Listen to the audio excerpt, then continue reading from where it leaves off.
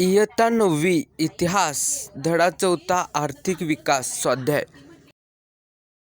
प्रश्न पहिला दिलेल्या पर्यायांपैकी योग्य पर्याय निवडून विधाने पूर्ण करा.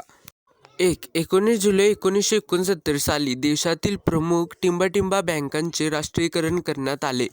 उत्तर 14.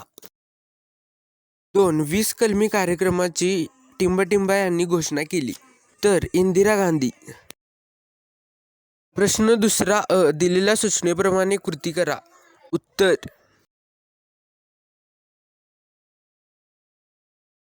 प्रश्न दुसरा टिपा लिहा. 1. मिश्र अर्थव्यवस्था. उत्तर.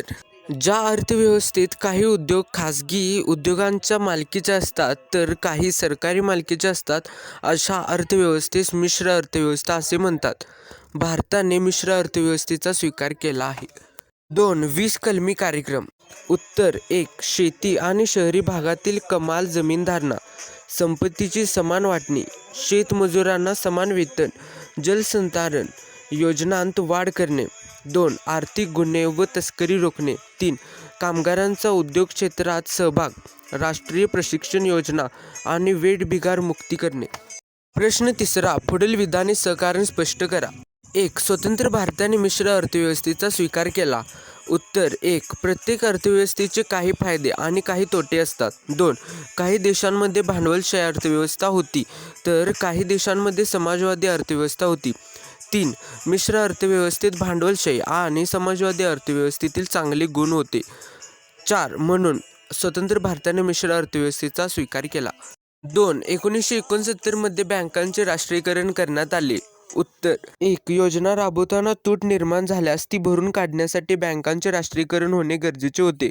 2. राष्ट्रीयकरण झाल्यावर या बँकांना मिळणारा नफा सरकारी खजिन्यात जमा होणार होता. 3.